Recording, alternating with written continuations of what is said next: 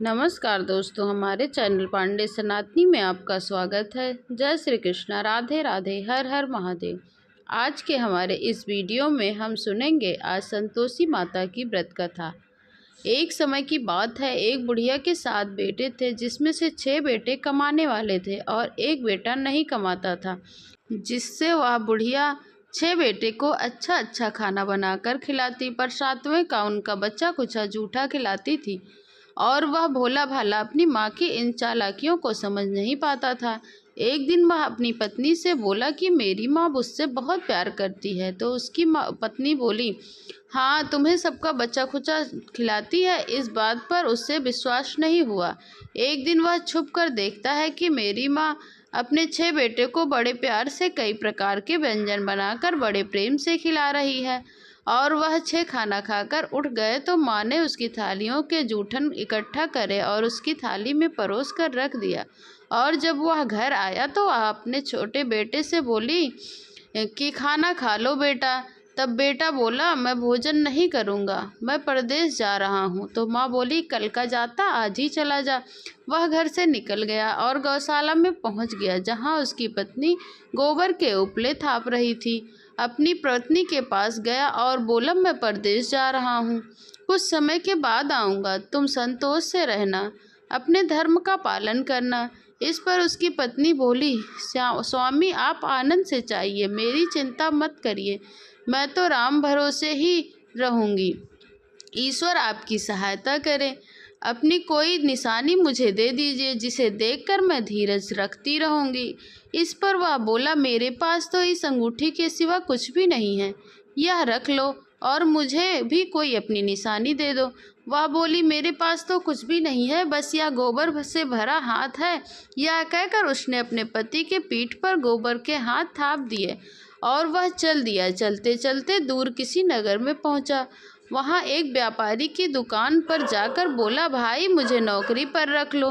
व्यापारी को नौकर की ज़रूरत थी। वह बोला, ठीक है, लेकिन तनख्वाह तुम्हारा काम देखकर ही बताऊंगा। वहीं रहने लगा और सुबह 7 बजे से लेकर रात 9 बजे तक वह काम करने लगा। थोड़े ही दिनों में व्यापारी का सारा लेन देन का हिसाब भी करने लगा और कुछ ही दिनों में वह सेठ के आधी मुनाफे का हिस्सेदार बन गया। 12 वर्ष में वह नामी सेठ बन गया। उसकी पत्नी को सास और जेठानियां बड़ा कष्ट देने लगी थी। लकड़ी लेने वह जंगल में भेजती, भूसे की रोटी देती, फूटे नारियल में पानी देती। वह बड़े कष्टों से जीवन व्यतीत कर रही थी। एक दिन जब वह लकड़ी लेने जंगल को जा रही थी तो उसने रास्ते में देखा कि एक मंदिर में कुछ औरतें व्रत कर रही हैं और कथा सुन रही हैं। वह पूछने लगी, यह व्रत क्यों कर रही हो, इससे क्या होता है और ये इसे कैसे करना चाहिए? तब एक स्त्री बोली, यह अपनी संतोषी माता का व्रत है, इसके करने से मनवांछित फल प्राप्त होता है और गरीबी, मन की चिंताएं मुक्त हो जाती हैं, ग्रह क्लेश और रोग से नष्ट होता है, संतान सुख की प्राप्ति होती है, मनपसंद वर मिलता है, दूर गए पति के दर्शन होते हैं। उन्होंने इस व्रत की विधि बता दी। उसने रास्ते में सारी लकड़ियां बेच दी, उन पैसों से गुड़ चना खरीद लिया और व्रत की तैयारी करने लगी। संतोषी माता के मंदिर पहुंची और माता ने दुखी होकर कहने लगी, विनती करने लगी, माँ मैं अज्ञानी हूँ और मैं बहुत दुखी हूँ, मैं आपकी शरण में आई हूँ, मेरा दुख दूर करो माँ। और यह हर शुक्रवार को ऐसा ही करती। एक दिन माता को उस पर दया आ गई। एक शुक्रवार उसके पति का पत्र आया, अगले शुक्रवार को उसके पति का भेजा हुआ धन आया। अब वह माता के मंदिर में फिर से गई, उनके चरण में गिरकर रोने लगी और बोली, माँ मैंने पैसे कब मांगे थे, मुझे तो अपना सुहाग चाहिए, मैं तो अपने स्वामी के दर्शन करना चाहती हूँ और सेवा मांगती हूँ। तब संतोषी माता ने प्रसन्न होकर कहा, जा बेटा, तेरा पति जल्द ही आएगा। वह प्रसन्न होकर घर गई और काम काज में लग गई। उधर संतोषी माता ने स्वप्न में उसके पति को पत्नी की याद दिलाई और घर जाने के लिए कहा। वह बोला, माँ मैं कैसे जाऊं? परदेश की बात है, लेन देन में कोई हिसाब बाकी है। माँ बोली, सवेरे उठकर मेरा नाम लेकर घी का दीपक जलाना और फिर इस स्थान पर बैठ जाना। सवेरे उठकर उसने वैसा ही किया। देखते ही देखते सारा लेन देन साफ हो गया, धन का ढेर लग गया और वह खुश होकर घर की ओर रवाना हो गया। इधर उसकी पत्नी रोज लकड़ियां लेने जाती और संतोषी माता की पूजा अर्चना किया करती थी। एक दिन वह बोली, माँ यह धूल कैसे उड़ी आ रही है? माँ बोली, बेटा तेरा पति आ रहा है, तू लकड़ियों के 3 दौर बना ले और एक नदी के किनारे रख दे, एक यहाँ रख दे और तीसरा अपने सर पर रख ले। तेरे पति को दिल में उस लकड़ी के गट्ठर को देखकर मोह पैदा होगा और घर जाकर आवाज लगाना, सासू जी लकड़ियों का गट्ठर लो, भूसी की रोटी दो, फूटे नारियल में पानी दो।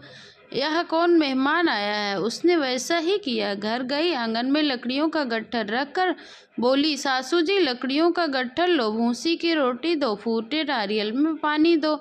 आज कौन मेहमान आया है?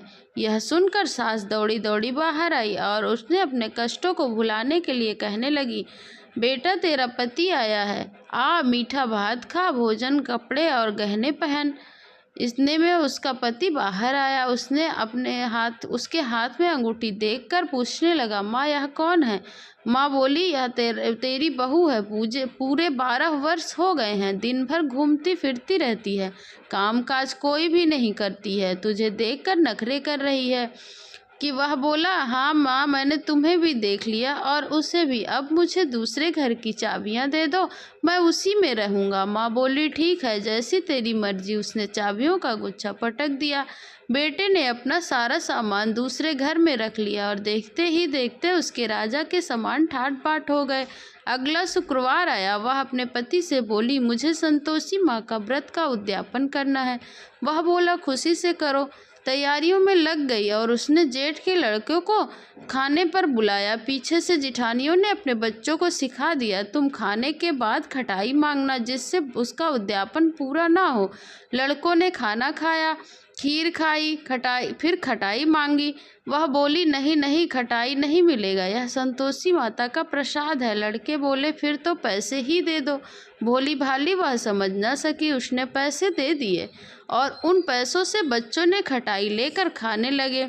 इस पर संतोषी माता क्रोधित हो गई और राजा के दूत उसके पति को पकड़ कर ले गए। वह बेचारी रोती हुई फिर माता जी के मंदिर गई और बोली, माता यह क्या है? माता बोली, पुत्री मुझे दुख है कि तुमने अभिमान करके मेरा व्रत तोड़ा है और इतनी जल्दी सब भूल गई। वह बोली, माता मैंने तो कुछ गलत नहीं किया, मैंने तो भूल से लड़के को पैसे दे दिए थे, मुझे क्षमा करो माँ, मैं दोबारा उद्यापन करूँगी। माता बोली, जा तेरा पति रास्ते में आता हुआ मिलेगा। वह चली गई। उस रास्ते में उसका पति आता हुआ दिखाई दिया। उसने पूछा कि तुम कहाँ गए थे? वह बोला, राजा से मिलने के लिए बुलाया था, इसलिए मैं मिलने गया था। अगले शुक्रवार उसने फिर उद्यापन किया। जेठ के लड़के को बुलाया। जेठानियों ने फिर उसे सिखा दिया। लड़के भोजन के पहले ही खटाई मांगने लगे। वह बोली, खटाई नहीं मिलेगी। अब उसने एक ब्राह्मण के लड़कों को बुलाकर भोजन कराया और दक्षिणा दी। माता संतोषी प्रसन्न हो गई और 9वें महीने उसके चंद्रमा के समान सुंदर पुत्र हुआ और उस पुत्र को लेकर वह रोजाना मंदिर जाने लगी। एक दिन संतोषी माता ने सोचा कि यह रोज मंदिर आती है, आज मैं इसके घर जाकर उसका ससुराल देखती हूँ। यह सोचकर संतोषी माता ने भी रूप धारण कर गुड़ व चने से सना मुख, ऊपर के सूंड के समान, जिन पर मक्खियाँ भिनभिना रही थी, ऐसी सूरत में वह उनके घर चली गई और दहलीज पर पांव रखते ही उसकी सास बोली, देखो कोई डाकनी आई है, इसे भगाओ वरना किसी को खा जाएगी। सभी घर वाले भागकर खिड़की दरवाजे बंद करने लगे। तभी उसने ऊपर की खिड़की से देखा तो वह चिल्लाने लगी, आज मेरी माता मेरे घर आई हैं, आज मेरी माता मेरे घर आई हैं, आज मेरी माता मेरे घर आई हैं। उसकी सास बोली, पगली है क्या? देखकर उतावली हुई जा रही है, बच्चे को भी पटक दिया। बहू बोली, माता जी मैं जिन संतोषी माँ का व्रत करती हूँ वह यही माता हैं। ऐसा कहकर उसने सब खिड़की दरवाजे खोल दिए और सबने संतोषी माता के चरण पकड़ लिए और विनती कर कहने लगे, हे माता, मैं मूर्ख हूँ, अज्ञानी हूँ, पापनी हूँ। आपके व्रत की विधि हम नहीं जानते हैं। आपका व्रत भंग करके हमने बहुत बड़ा अपराध किया है। हे जगन्नाथ माता, हमारा अपराध क्षमा करो। माता बहुत खुश हुई और संतोषी माता, जिस प्रकार आपने बहू को फल दिया वैसे ही सबको फल देना और सबकी मनोकामना पूर्ण करना। बोलिए संतोषी माता की जय। जगत जननी अम्बे की जय।